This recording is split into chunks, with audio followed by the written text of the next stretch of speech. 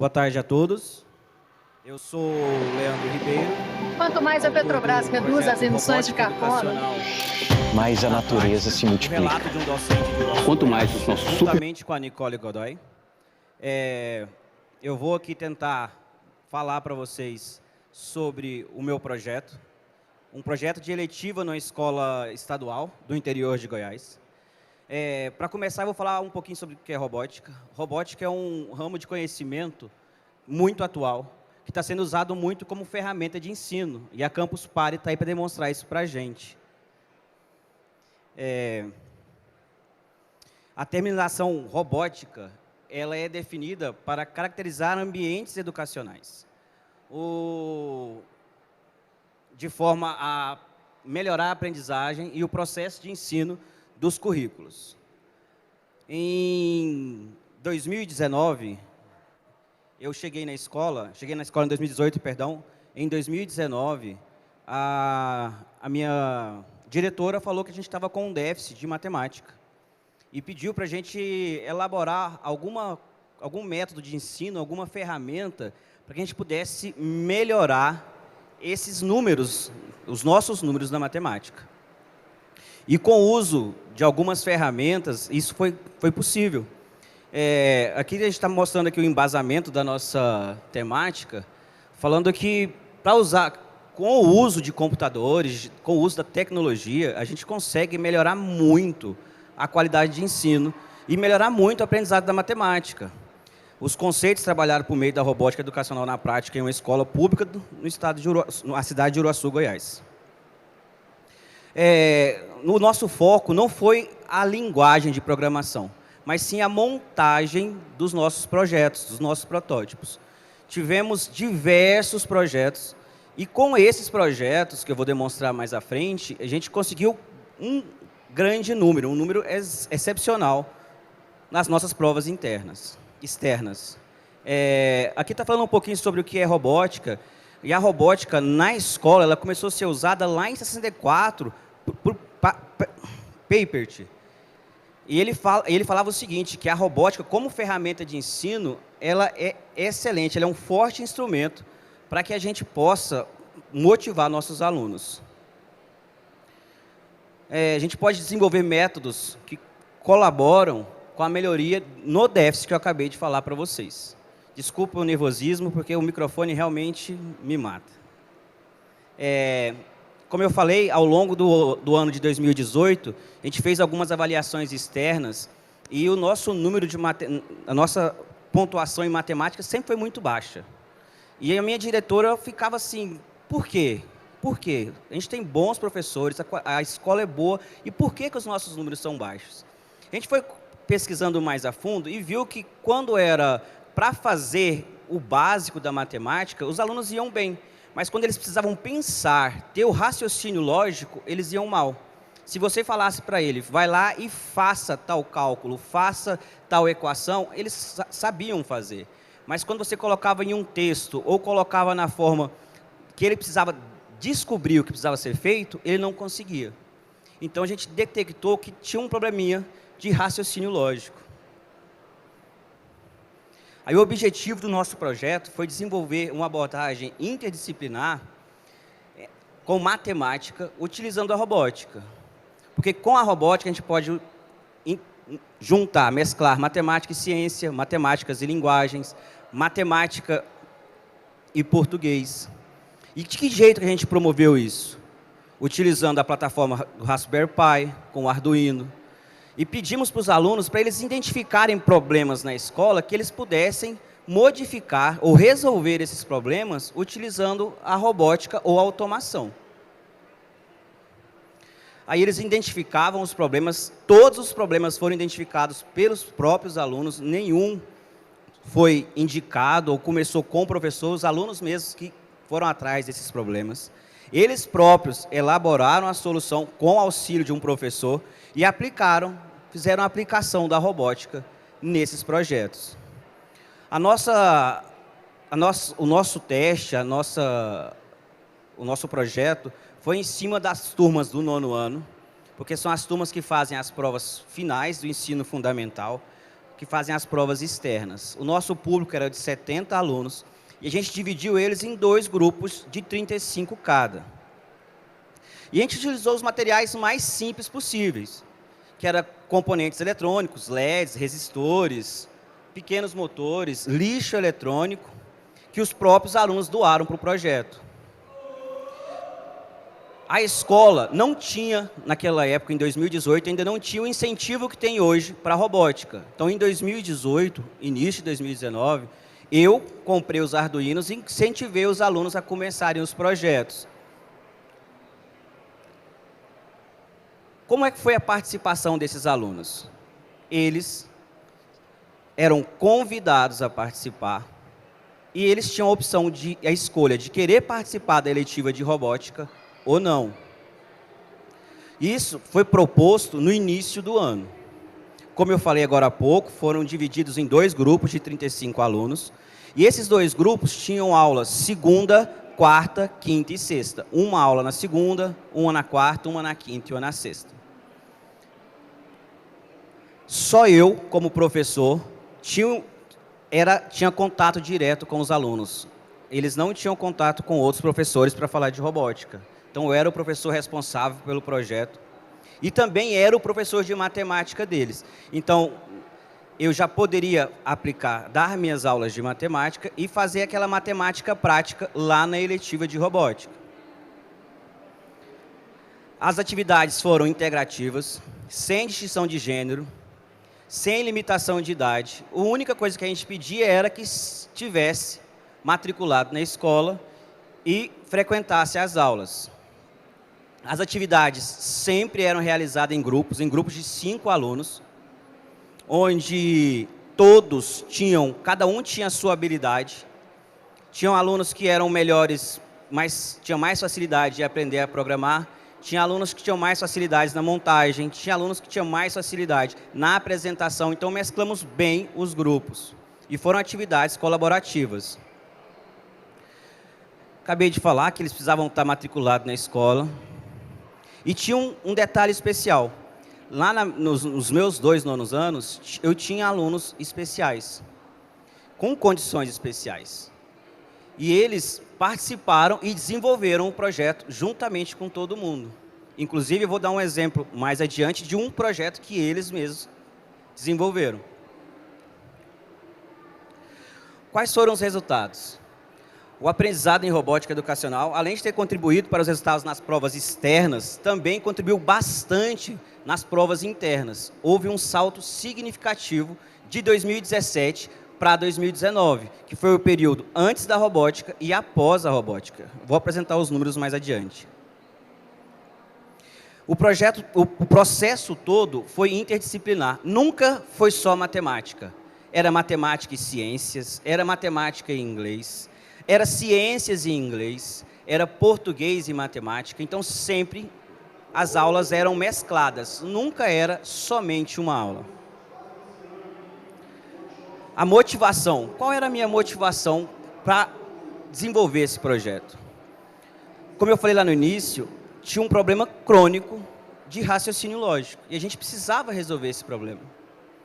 E pelos métodos antigos, só giz e quadro não estava funcionando. A gente precisava de algo a mais. E a robótica trouxe esse algo a mais. Desenvolveu habilidades que antes não haviam sido detectadas. Eu tenho um aluno que hoje está no 3º ano, que participou da OBR o ano passado, que jamais tinha contato com um computador. Ele sabia o que era computador, mas nunca tinha colocado a mão num computador. E hoje está no 3º ano, participando da OBR. O ano passado, para ser mais específico, é uma aluna, essa aluna ficou em 7º lugar no estado na OBR. E ela nunca tinha tido contato com o computador. Esses aqui são os nossos números. Em 2017, na SAEB, que é a prova nacional, a nossa escola teve 272 pontos. Em 2019, pós-eletiva de robótica, subiu para 283. Enquanto que esse número, em português também, aumentou, com esses mesmos alunos. E a Saego, que é a prova estadual, em 2018, eu não consegui os números de 2017, consegui só de 2018, em 2018 saltou de 272 para 284. Então, teve um aumento significativo, sendo que os anos anteriores, 2015, os números estavam caindo, ao invés de aumentar, estavam caindo. Por isso, a preocupação da minha diretora com esses números. Aqui está alguns dos problemas que os meus alunos identificaram e resolveram esses problemas aplicando ou robótica ou automação. O principal, não está aqui, eu esqueci de colocar, mas o principal problema que eles reclamavam, devido a um colega que era cadeirante, era o seguinte: os aparelhos de ar-condicionado, eles ficam até hoje na porta da sala de aula. Essa água, aquela água que fica gotejando o ar-condicionado, ela caía ali na calçada e empoçava. Quando ela ficava muito tempo empoçada, que trocava de sala, os alunos passavam por aquela água, molhavam os pés ou os pneus da cadeira de roda do colega. Quando entrava para a sala de aula, a sala ficava toda suja de barro, tinha que limpar ela praticamente 2 vezes ao dia. Qual foi a solução que eles propuseram para esse problema? Eles encanaram essa água. Essa água era levada para uma caixa d'água. Eles desenvolveram um projeto em Arduino, na qual essa água que estava nessa caixa, ela era jogada para irrigar a grama da escola. Eles desenvolveram esse projeto juntamente com o Lucas, que é um dos alunos com síndrome de Down que eu tinha, que participou ativamente desse projeto. Ele que falou que o principal problema da escola era a água na porta da sala de aula. E ele desenvolveu esse projeto. Quais foram as limitações da minha pesquisa? A quantidade de máquinas. O nosso laboratório de informática era pequeno. Hoje aumentou, tá bem bonito, mas era pequeno em 2018 para 2019. O baixo número de kits, como eu falei, eu comprei. Não tinha na escola, até porque não tinha esse pensamento de robótica na escola ainda, não era tão grande no estado naquela época. Eu comprei esses kits, hoje tem mais kits, mas a gente precisa um pouco de mais, mas já tem mais kits. E o tempo de aula. Como eu falei, era 4 aulas por semana, aulas de 50 minutos. E eu tinha um problema que quando a turma estava chegando no ápice, a aula era interrompida. Então, acho que eu tinha que aumentar um pouco ou juntar essas aulas para que a aula fosse completa, tivesse início, meio e fim, fosse totalmente aproveitada. Como eu falei, as disciplinas que fazem parte dessa integração, matemática, inglês, todas, mas as principais, matemática, inglês, ciências, português. Mas dá para usar em tudo, geografia, história, dá para usar em tudo. Quais eram os conteúdos dessas aulas? Nas nossas aulas de robótica, eu começava explicando para eles o que é programação, as informações sobre como a gente poderia usar essas ferramentas.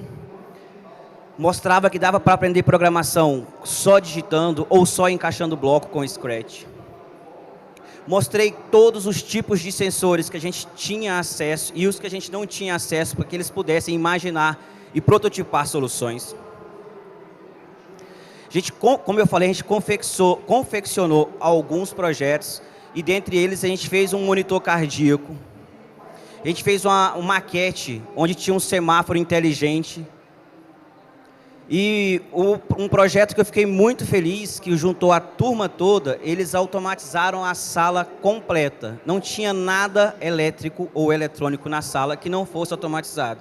Controle de temperatura, o ar ligava e desligava sozinho, as lâmpadas desligavam se não tivesse ninguém na sala de aula por um determinado tempo, controle da televisão, controle dos ventiladores, tudo, luz, tudo. Eles controlaram tudo e só com os meninos. Eu era só um mentor, eu estava ali só auxiliando. Eu costumo dizer que foi o trabalho mais fácil da minha vida, porque eu não tive que fazer praticamente nada a não ser orientar. Considerações finais. Olha, como eu falei nesse pouco tempo, e desculpe o meu nervosismo, porque realmente eu tenho um pavor de falar em público, foi fantástico chegar ao final do ano e ver que eles tinham melhorado em matemática, que eles tinham solucionado os problemas que eles consideravam problemas latentes da escola, que eles estavam mais atentos e aprenderam a gostar mais da matemática, eles entenderam o porquê que eles estudavam matemática. Porque a principal pergunta, professor, por que eu tenho que ver equação? Aonde eu vou usar equação na minha vida? Aí eles conseguiram ver, na prática, uma situação que eles usariam a equação. Eles estavam cansados daqueles problemas matemáticos que João foi comprar alguma coisa e passaram a ver, então isso aqui é uma variável, é para isso que serve uma variável. A pesquisa, ela foi inovadora lá na minha região. Eu sou de Uruaçu, Goiás, uma cidadezinha no norte do estado, a gente está a 280 quilômetros daqui, a minha cidade é pequena, tem 40 mil habitantes. Eu fui o primeiro professor de robótica da minha regional, até então não existia robótica. Eu entrei na escola na implantação de um CEPI, então foi tudo muito novo para a escola, inclusive para mim, e foi fantástico. A gente atendeu a praticamente tudo que a escola queria. A minha diretora ficou muito feliz com os nossos números. A gente conseguiu, durante esse percurso todo, aplicar todo o conteúdo programático de matemática e quase 100% dele a gente conseguiu alinhar com a robótica. Poucos foram os conteúdos do nono ano que a gente não conseguiu alinhar as nossas eletivas. E trabalhamos muitas habilidades. Como eu disse, foi muito possível observar o aumento do interesse nas aulas de matemática e também nas aulas de ciência. Além dos números da SAEG e da SAEB, nas nossas provas internas, no ano de 2017, de 2017 para 2018, houveram 15 reprovações e nessas reprovações havia matemática. Em 2018 e 2019, não houve reprovação em matemática. A reprovação foi 0. As aulas passaram a ser dinâmicas, não eram mais só aulas de quadro e giz, então tinha muita prática. Às vezes estava lá na aula de matemática e estava falando, professor, isso aí está lá naquela aula que a gente viu de robótica, essa variável é por isso, então aquela vai mudar, a gente pode aplicar valor para ela, esse triângulo é daquele jeito. Então foi muito bom. A gente tinha um problema também com alguns alunos que só sabiam somar e subtrair, eles não sabiam multiplicar e dividir, e na robótica a gente conseguiu sanar esses problemas. As minhas considerações finais. O evento está aqui para demonstrar isso, mas difundir ainda mais o uso de tecnologia nas nossas aulas, nas nossas escolas, é fundamental, porque cada vez mais a gente vai precisar ainda mais de tecnologia para poder melhorar os nossos ensinos. Não dá mais para dar aula como se dava aula há 10 anos atrás. Já não dá. A gente tem que mudar o jeito de dar nossas aulas, de ministrar nossas aulas. O aluno está ali querendo mais, sempre querendo mais. Se você fornecer só aulas de quadro e giz, você não vai ter o melhor do seu aluno. Como eu disse, a gente tem que ampliar ainda mais. E é muito gratificante poder ver aqui na nossa Campus Party um monte de alunos de escola estadual. É a primeira vez que eu venho a Campus Party para ver tantos alunos de escolas estaduais. É fantástico estar participando do Hackathon, é fantástico ver que eu tenho alunos aqui representando a minha escola. Então, sim, fico muito feliz de ver que a robótica educacional está, sim, aumentando no estado de Goiás. Uma coisa que eu também gostaria de deixar é que continue aumentando o investimento na robótica, porque é muito ruim, é muito complicado você dar uma aula e falar assim, nossa, eu não posso dar minha aula porque está faltando determinado material. E não dar para o professor comprar todos os materiais sempre. E, por fim, uma frase do Walt Disney, a maneira de começar é parar de falar e começar a fazer. Eu e a Nicole Godoy, que é uma pesquisadora, uma mestranda. Obrigado muito obrigado por participarem. Me perdoem pelo meu nervosismo, porque de verdade eu não sei falar em público. Para me dar aula, eu dou aula para muita gente, mas quando coloco o microfone na minha mão, eu acabo virando outra pessoa. No mais, muito obrigado a todos.